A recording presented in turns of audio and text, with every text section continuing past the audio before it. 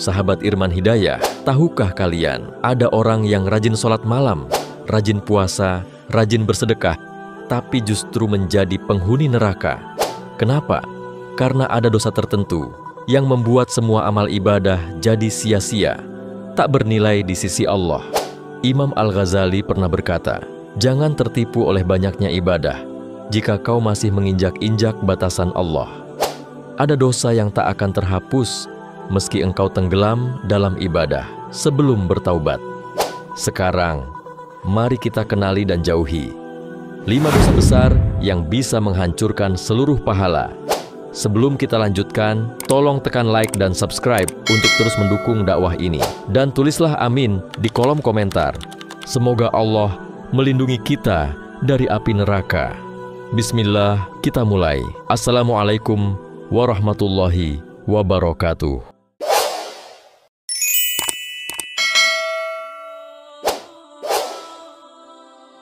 Yang pertama adalah makan harta anak yatim. Tak ada dosa yang lebih berat di sisi Allah selain menzalimi manusia yang paling lemah, yaitu anak yatim. Mereka yang kehilangan pelindung, kehilangan nafkah, kehilangan tempat bersandar, dan hidup dalam keterbatasan. Lalu ada orang yang malah menyentuh harta mereka dengan tangan kotor, seolah tak ada hisab di akhirat. Allah Ta'ala tidak sekadar mengharamkan, tapi mengancam dengan neraka yang menyala. Sesungguhnya orang-orang yang memakan harta anak yatim secara zalim, sesungguhnya mereka itu menelan api sepenuh perutnya, dan mereka akan masuk ke dalam neraka yang menyala-nyala. Surat An-Nisa ayat 10. Ayat ini tidak mengandung permisif sedikit pun. Tidak dikatakan, jika banyak ibadah maka dimaafkan. Justru Allah langsung menetapkan, mereka itu sedang menelan api, bukan harta, dan balasannya adalah neraka yang menyala-nyala. Imam Al-Qurtubi rahimahullah menjelaskan dalam tafsirnya, ayat ini adalah salah satu bentuk ancaman paling keras dalam Al-Quran terhadap dosa yang berhubungan dengan hak sesama manusia. Karena harta anak yatim adalah amanah yang wajib dijaga, bukan dimakan. Bahkan Imam Nawawi rahimahullah dalam Syarah Syahih Muslim menyatakan, makan harta anak yatim secara zalim termasuk dosa besar. Jika pelakunya tidak bertaubat, maka amalannya akan tertolak. Tidak ada nilai bagi sholat, puasa, atau sedekahnya jika hak anak yatim belum dikembalikan.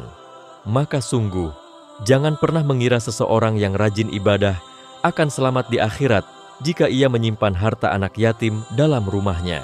Bahkan Imam Al-Ghazali dalam Ihya Ulumuddin menyebutkan bahwa penyalahgunaan harta anak yatim adalah bentuk perampokan paling keji, karena dilakukan atas nama pengasuhan dan kepercayaan.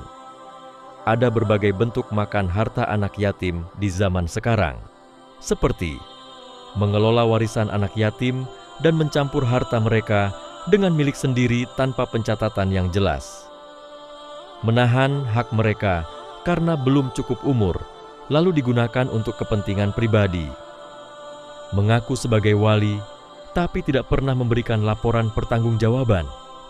Padahal dalam Islam, yang boleh mengambil dari harta anak yatim hanya sebatas kebutuhan pengelolaan. Nabi Muhammad SAW pun bersabda, "Ya Allah, aku peringatkan keras bagi siapapun yang memakan harta anak yatim." Hadis riwayat Ahmad. Sahabatku, perhatikan, ini tak akan cukup ibadah seumur hidup menebus sepotong harta anak yatim yang diambil tanpa hak. Tak ada syafaat dari amal jika ia membakar perutnya sendiri dengan api neraka. Tak ada sholat, puasa, atau sedekah yang mampu menjadi penghalang neraka selama tangisan anak yatim masih menggantung di langit karena hartanya kau ambil. Jangan tunggu ajal menjemput, jangan remehkan hak yang bukan milikmu. Sesungguhnya Allah Maha cepat hisabnya, dan tidak ada yang lebih mengerikan selain bertemu Allah dalam keadaan memakan harta anak yatim, sementara engkau membawa segudang ibadah yang tak bernilai apapun. Yang kedua adalah menuduh wanita baik-baik.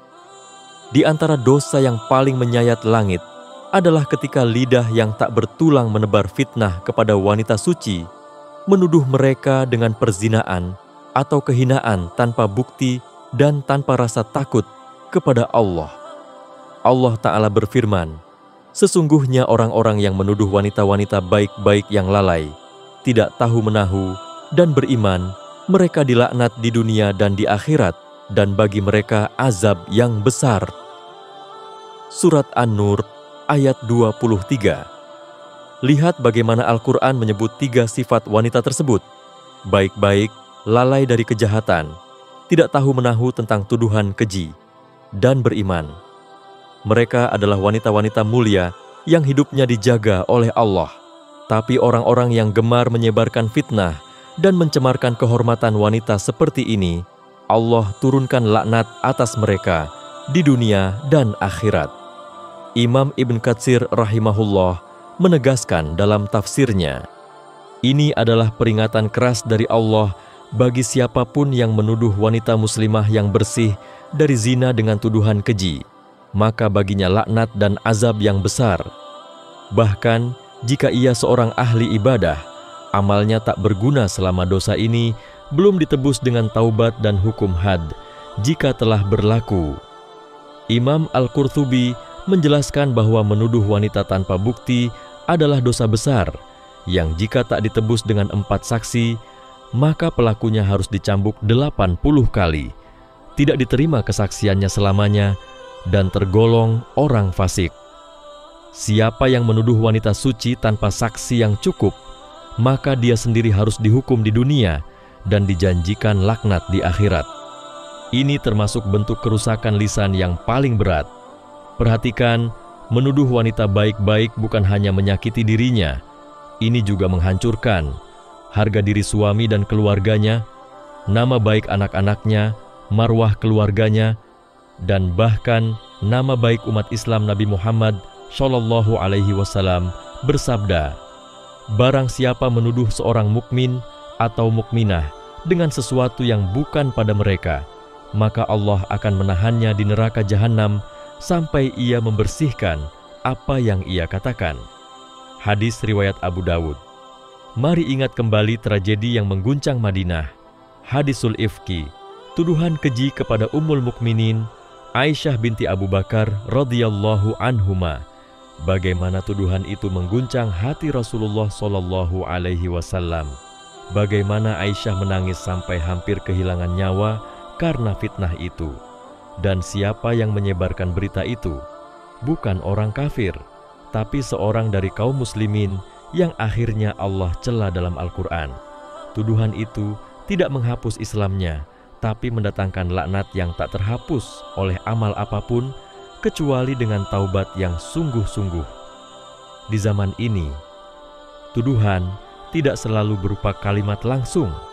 Bisa jadi caption di media sosial yang menyudutkan, cerita yang tidak diverifikasi lalu disebar, candaan yang berbau fitnah terhadap wanita syalihah, obrolan dalam grup WA yang menjatuhkan karakter wanita hanya karena penampilan atau asumsi, dan semua itu dicatat.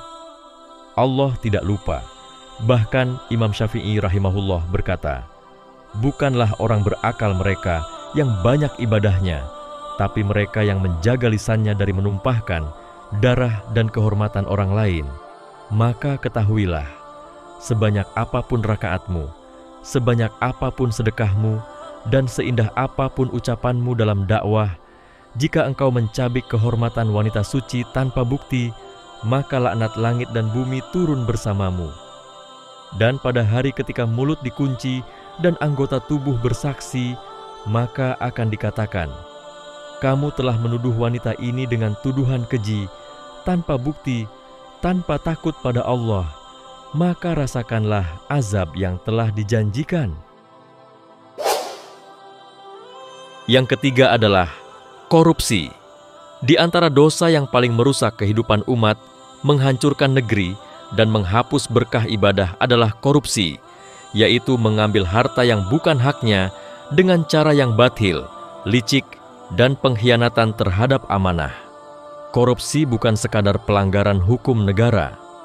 Dalam pandangan syariat, ia adalah pengkhianatan besar terhadap Allah, Rasul, dan kaum muslimin. Bahkan jika pelakunya mendirikan sholat, berpuasa dan berdakwah, selama ia tidak bertaubat dan mengembalikan apa yang diambil, maka amal-amalnya akan sia-sia. Allah berfirman, "Dan janganlah sebagian kamu memakan harta sebagian yang lain di antara kamu dengan jalan yang batil, dan janganlah kamu membawa urusan harta itu kepada hakim, supaya kamu dapat memakan sebagian dari harta orang lain itu dengan jalan berbuat dosa, padahal kamu mengetahui." Surat Al-Baqarah ayat 188. Imam Ibnu Katsir dalam tafsirnya menjelaskan, ayat ini meliputi seluruh bentuk harta yang diambil secara tidak sah, baik melalui penipuan, kecurangan, suap kepada hakim, ataupun manipulasi kekuasaan. Semua itu termasuk memakan harta secara batil. Ulama menjelaskan bahwa korupsi adalah khianat yang besar. Imam Al-Ghazali dalam Ihya Ulumuddin mengklasifikasikan korupsi sebagai bentuk khianat yang paling hina, karena ia menggabungkan antara pengkhianatan, ketamakan, dan penipuan terhadap umat. Imam Nawawi rahimahullah menegaskan dalam Syarah Syahih Muslim, harta haram yang diambil dari kezaliman terhadap manusia seperti suap, manipulasi, atau korupsi tidak akan dimaafkan kecuali dengan pengembalian hak kepada pemiliknya. Artinya, seseorang bisa saja meninggal dengan banyak ibadah, tapi jika dalam tangannya masih ada harta haram dari korupsi, maka ia akan dituntut di akhirat dan amalnya akan tergadaikan oleh kezalimannya itu. Nabi Muhammad SAW bersabda, "Barang siapa kami angkat menjadi pemimpin suatu urusan, lalu ia menyembunyikan dari kami seutas jarum saja, maka itu adalah ghulul, pengkhianatan yang akan ia bawa di hari kiamat." Hadis riwayat Muslim. Apa itu ghulul? Ia adalah harta pengkhianatan yang diambil secara sembunyi-sembunyi dari harta umat. Bahkan seutas jarum, jika diambil tanpa hak, akan menuntut di hari kiamat. Korupsi adalah dosa yang tak diampuni tanpa taubat dan pengembalian. Hak Imam Syafi'i rahimahullah menyatakan, tidak halal bagi seseorang menerima pemberian dari orang yang berkuasa, kecuali jika jelas itu adalah haknya, dan bukan dari manipulasi atau penyelewengan. Sedangkan Imam Ibnu Hajar Al-Haytami menyebutkan bahwa korupsi dan ghulul termasuk dosa besar, bahkan di antara yang paling besar, karena ia mencampur antara pengkhianatan terhadap umat dan penipuan terhadap hukum Allah. Dan tahukah kita, korupsi tidak hanya dalam skala besar seperti pejabat negara. Ia bisa terjadi dalam hal kecil, menggelapkan dana kas masjid, memotong dana bantuan sosial, menjual barang dengan kualitas rendah tapi harga tinggi, mengambil gaji penuh tapi bermalas-malasan dalam tugas, memanipulasi laporan keuangan lembaga, menjual suara dalam pemilu, bahkan menipu dalam timbangan. Semuanya adalah korupsi. Seseorang yang membangun masjid dari uang korupsi tidak mendapatkan pahala. Seseorang yang menunaikan haji dengan harta haram, maka Rasulullah bersabda, jika seseorang berhaji dengan harta haram, lalu ia mengucapkan, labbaika Allahumma labbaik, maka Allah menjawab, la labbaika wa la sa'daik. Engkau tidak disambut dan tidak beruntung. Nafkahkan hartamu, tapi hajimu tertolak. Maka ketahuilah, korupsi adalah dosa yang mencabut keberkahan hidup dan menempatkan pelakunya dalam golongan orang-orang terlaknat, meskipun ibadahnya menumpuk seperti gunung. Tanpa taubat, tanpa mengembalikan hak yang diambil, amal itu akan terhapus, karena tidak ada jalan menuju surga dengan harta yang dicuri dari penderitaan orang lain. Dan pada hari di mana semua tangan akan bersaksi atas apa yang diambil, maka pelaku korupsi akan berkata, alangkah baiknya jika aku tidak mengambil sepeser pun dari harta yang bukan hakku, karena kini semua amalanku tak tersisa untuk membelaku. Yang keempat adalah mencela dan mencaci para sahabat Nabi Muhammad SAW. Di antara dosa besar yang dapat menghapus amal-amal baik adalah mencaci para sahabat Nabi Muhammad, baik dengan kata-kata yang jelas maupun dengan sindiran, baik secara langsung maupun tidak langsung. Ini adalah bentuk pelanggaran akidah yang sangat berbahaya karena menyerang fondasi agama, keadilan, dan keutamaan generasi terbaik umat ini. Rasulullah bersabda, "Sebaik-baik manusia adalah yang hidup pada zamanku, kemudian generasi setelah mereka, tabi'in. Kemudian yang setelah mereka, atba'ut tabi'in." Hadis riwayat Bukhari dan Muslim. Hadis ini menegaskan bahwa para sahabat adalah generasi terbaik yang dipilih Allah untuk mendampingi nabinya, memikul risalah Islam, dan menyebarkannya ke seluruh penjuru dunia. Maka, mencela mereka sama saja dengan meragukan pilihan Allah, merusak fondasi sejarah Islam, dan membuka pintu kebencian terhadap agama ini sendiri. Siapa para sahabat itu? Mereka adalah orang-orang yang melihat Nabi, beriman kepadanya, dan meninggal dalam keadaan Islam. Mereka adalah orang-orang yang menyaksikan wahyu turun, mengorbankan harta dan nyawa untuk Islam, berjuang dalam perang Badar, Uhud, Khandak, dan seterusnya, menyebarkan Al-Quran dan Sunnah ke penjuru dunia, mendidik para tabi'in, yang kemudian menjadi mata rantai ilmu sampai hari ini. Mereka bukan manusia biasa. Mereka adalah pilar-pilar agama yang dijamin oleh Allah dan Rasul-Nya. Mencaci mereka sama dengan meruntuhkan pondasi Islam. Mencaci sahabat berarti meragukan keadilan orang-orang yang meriwayatkan hadits, menuduh Rasulullah SAW gagal mendidik para sahabatnya, membuka celah untuk menolak ajaran-ajaran Islam, menyemai kebencian dan perpecahan di tengah umat. Imam Abu Zur'ah Ar-Razi rahimahullah berkata, "Jika kamu melihat seseorang mencela seorang sahabat Nabi, ketahuilah bahwa dia adalah zindiq, munafik terselubung. Sebab Rasulullah bagi kita adalah benar, Al-Quran adalah benar, dan para sahabat telah menyampaikan hal itu kepada kita. Maka orang-orang itu ingin meruntuhkan saksi-saksi kita, agar bisa membatalkan Alkitab dan As-Sunnah. Dan mereka itulah yang lebih layak untuk dicela."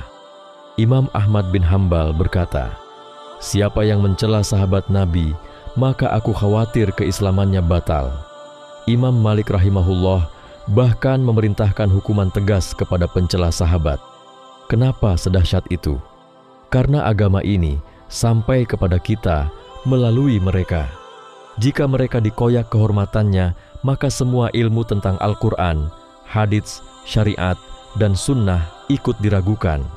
Itulah makar besar yang dilakukan oleh para pembenci Islam yang menyusupkan racun kebencian kepada sahabat ke dalam tubuh umat. Seseorang bisa berpuasa, bersedekah, dan rajin berdakwah. Tapi ketika lisannya ringan mencela Muawiyah radhiyallahu anhu, merendahkan Aisyah radhiyallahu anha, atau menuduh Umar dan Abu Bakar dengan tuduhan jahat, maka seluruh amalannya bisa hancur tanpa ia sadari. Kenapa? Karena ia telah menyakiti Rasulullah SAW. Karena mencaci istri beliau adalah mencaci rumah tangganya. Merendahkan sahabatnya adalah merendahkan sahabat pilihan Allah. Rasulullah bersabda, "Janganlah kalian mencaci sahabatku. Seandainya salah seorang di antara kalian menginfakkan emas sebesar gunung Uhud, niscaya itu tidak akan menyamai satu mud, segenggam, dari infak mereka, bahkan tidak setengahnya." Hadis riwayat Bukhari dan Muslim. Betapa agungnya kedudukan para sahabat, hingga seluruh harta kita, jika disumbangkan pun, tidak akan menyamai satu genggaman infak mereka. Maka, waspadalah. Jangan menyebarkan konten yang mencela sahabat, jangan mengikuti ustadz yang menghina para sahabat, jangan membaca buku-buku berisi narasi penuh kebencian terhadap mereka, Jangan duduk dalam majelis yang merendahkan para pembawa cahaya agama ini. Sebab, jika lisan kita ringan mencaci sahabat, Allah bisa mencabut seluruh amal kebaikan kita, sebagaimana kita mencabut kehormatan mereka. Dan pada hari kiamat kelak, orang-orang yang mencaci sahabat akan menangis darah, melihat para sahabat berada di sisi Rasulullah Shallallahu Alaihi Wasallam dalam kemuliaan, sementara dirinya ditolak dari telaga karena menyakiti para kekasih Rasulullah. Sebagaimana disebutkan dalam hadits sahih, Rasulullah bersabda, "Aku akan berada di telaga dan aku melihat orang-orang dari umatku. Namun mereka dijauhkan dariku, maka aku berkata, 'Umatku, umatku.' Lalu dikatakan padaku, 'Engkau tidak tahu apa yang mereka perbuat setelahmu.'" Hadis riwayat Bukhari dan Muslim. Para ulama menjelaskan, termasuk di antara sebab seseorang dijauhkan dari telaga adalah karena mencaci sahabat dan mengubah-ubah ajaran mereka. Na'udzubillahi min dzalik. Yang kelima adalah membela kemaksiatan. Salah satu dosa besar yang paling berbahaya, namun sering dianggap sepele, adalah membela maksiat dan pelaku kemaksiatan. Ini bukan hanya soal berbuat dosa, tapi membela perbuatan yang jelas-jelas dimurkai oleh Allah. Saat seseorang bukan hanya melakukan dosa, tetapi juga mendukung, membenarkan, dan mempromosikannya, maka ia telah ikut dalam kebinasaan itu. Bahkan meski ia sendiri tidak melakukannya langsung.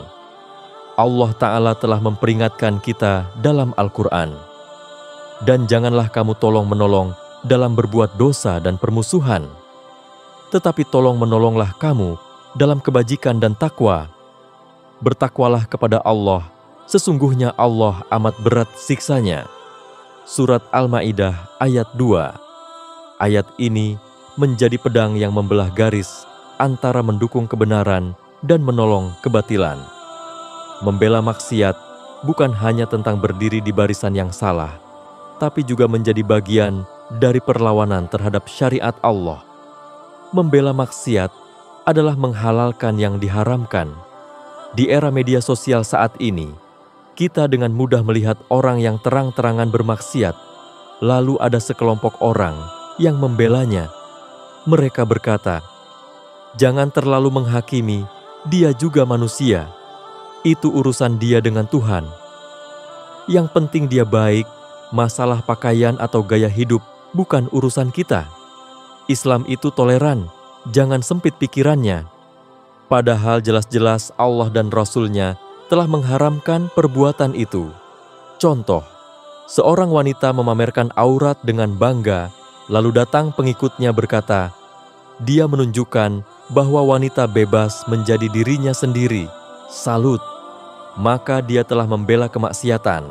Contoh lain, seorang influencer berdakwah tentang LGBT dengan dalih hak asasi.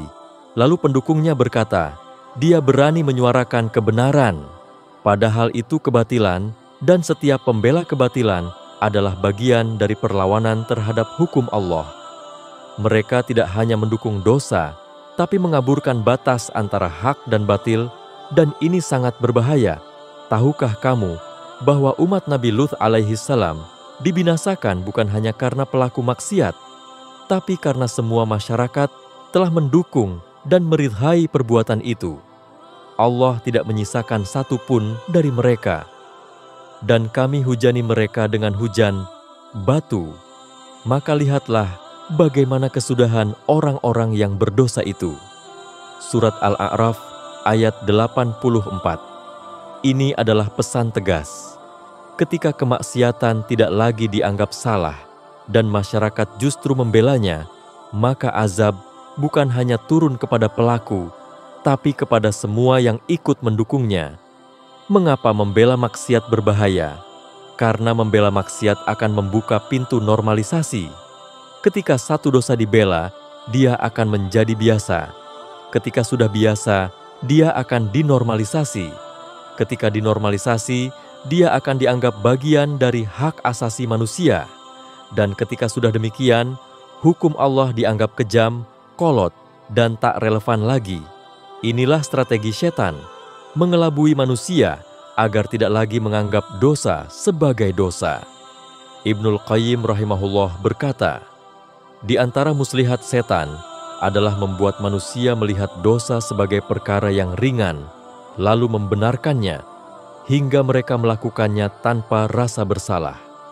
Membela maksiat dapat berakibat mendapat laknat Allah karena ikut serta dalam kezaliman. Amal ibadah bisa tertolak, sebab keimanan tidak bisa bercampur dengan dukungan terhadap kebatilan. Mewarisi dosa orang yang dia bela, sebagaimana sabda Nabi Muhammad SAW, barang siapa menyeru kepada kesesatan, maka baginya dosa seperti dosa orang-orang yang mengikutinya, tanpa mengurangi dosa mereka sedikit pun. Hadis riwayat Muslim. Bayangkan, hanya dengan menulis komentar, memposting dukungan, atau menyukai konten maksiat, kita ikut menanggung dosa mereka yang terus melakukannya. Dan jika yang kita dukung itu dilihat oleh jutaan orang, dosa itu akan terus mengalir. Bahkan setelah kita mati, itulah dosa jariah yang terus tumbuh. Saudaraku, berhati-hatilah, jangan sampai kita menjadi bagian dari pembelaan terhadap maksiat. Karena jika kita diam saat Allah dilanggar dan kita ikut memuji pelaku dosa, maka kita telah mengkhianati agama ini. Bela kebenaran meski berat, tolak kebatilan meski dibenci. Karena jika kita memilih untuk netral di antara kebenaran dan kebatilan, maka sejatinya kita sudah berpihak kepada yang salah. Sahabat Irman Hidayah, bayangkan, engkau berdiri di hadapan Allah, sendiri, tanpa pembela, tanpa kuasa, tanpa celah untuk berdalih atau berbohong. Amalmu ditimbang, lalu engkau menyaksikan sendiri. Sholatmu kosong, zakatmu nihil, doamu tak pernah naik, sedekahmu tak dicatat, sabar tak berbuah, istighfar tak menembus langit, dan engkau mendapati hatimu telah membusuk dalam diam. Mengapa? Karena diam-diam, dosa-dosa yang tampak kecil itu, yang tak kau gubris, yang kau normalisasi, yang kau bela, yang kau anggap biasa, ternyata telah membusukkan segalanya. Engkau terkejut, tapi semuanya telah dicatat. Lalu engkau menjerit, "Ya Rabb, aku dulu salat. Aku pernah menangis saat sujud." Lalu datang jawaban yang menggigilkan ruh. Benar, kau pernah salat, tapi engkau juga suka mencaci saudarimu di media sosial. Benar, kau pernah berzikir, tapi engkau juga hobi menyebar aib sesama. Benar, engkau pernah membaca Al-Quran, tapi engkau juga membela maksiat dengan alasan cinta dan toleransi. Benar, kau pernah menangis saat mendengar ayatku, tapi hatimu penuh kebencian terhadap sesama muslim, dan engkau tak pernah mendoakan mereka dalam diam. Benar, kau pernah, tapi kau juga telah membatalkan segalanya dengan lidahmu, dengan jarimu, dengan sikapmu, dengan hatimu yang tak pernah takut kepadaku sepenuhnya. Maka semua amal yang dulu kau banggakan menguap seperti debu. Tidak tertinggal kecuali sesal yang menyesakan. Lalu engkau melihat sekelilingmu, orang-orang yang dulu engkau cela ternyata bercahaya. Yang dulu engkau hina justru tersenyum dalam naungan aras. Yang engkau blokir dan musuhi di dunia ternyata menjadi ahli surga. Yang kau maki karena berbeda ternyata lebih tinggi derajatnya. Yang engkau labeli sesat ternyata dicintai Allah. Dan engkau tetap sendiri dalam gelap, dalam hisab yang kering tanpa ampun. Waktu itu, semua sudah terlambat, sebab engkau dulu tak pernah sadar bahwa yang paling menghancurkan bukan dosa besar yang jelas-jelas haram, tapi dosa yang kau lakukan dengan wajah baik, yang kau balut dengan retorika, dibungkus niat baik, dan dibela dengan logika manusia meski hakikatnya melawan Allah. Betapa banyak orang binasa, bukan karena tak salat, tapi karena merasa salatnya cukup untuk menutup semua kelalaian. bukan karena tak pernah sedekah, tapi karena merasa sedekahnya bisa menghapus kebiasaan menggunjing, bukan karena tak kenal ilmu, tapi karena merasa ilmunya bisa jadi tameng dari segala aibnya. Dan betapa banyak yang lupa bahwa dosa yang membuatmu menangis lebih baik daripada amal yang membuatmu sombong. Hari ini, kita masih bisa menangis, masih bisa merenung dalam gelap kamar, masih bisa meminta kepada Allah dengan suara gemetar, masih bisa melepaskan dendam, mencabut kebencian, menghapus komentar, dan memohon agar hati dibersihkan kembali. Hari ini masih ada waktu, masih ada malam, masih ada fajar, masih ada pintu yang belum tertutup. Tapi, jika semua ini tak juga menyentuh hatimu, maka khawatirlah bukan dosa yang akan membinasakanmu, tapi kerasnya hatimu yang tak lagi mampu menangis. Dan jika engkau tak mampu lagi menangis, maka mintalah kepada Allah agar engkau bisa menangisi hatimu yang telah mati. Karena tak ada yang lebih mengerikan daripada hidup dalam dosa, namun merasa tak bersalah. Sahabat Irman Hidayah, apakah kamu merasa mendapatkan sesuatu dari video ini? Sekarang simak juga 5 bahaya besar akibat meninggalkan sholat. Linknya kami sematkan di akhir video. Tekan like dan tulis amin di kolom komentar. Semoga Allah melembutkan hati kita yang keras, menghapus dosa yang tersembunyi, dan menuntun langkah kita menuju ampunannya sebelum ajal menjemput. Jangan lupa bagikan video ini kepada keluarga, sahabat, dan orang-orang yang kamu cintai. Karena bisa jadi hidayah itu datang melalui tanganmu. Subscribe sekarang dan aktifkan loncengnya agar tidak ketinggalan inspirasi penuh makna dari channel Irman Hidayah. Terima kasih telah menyimak hingga akhir. Wassalamualaikum warahmatullahi wabarakatuh.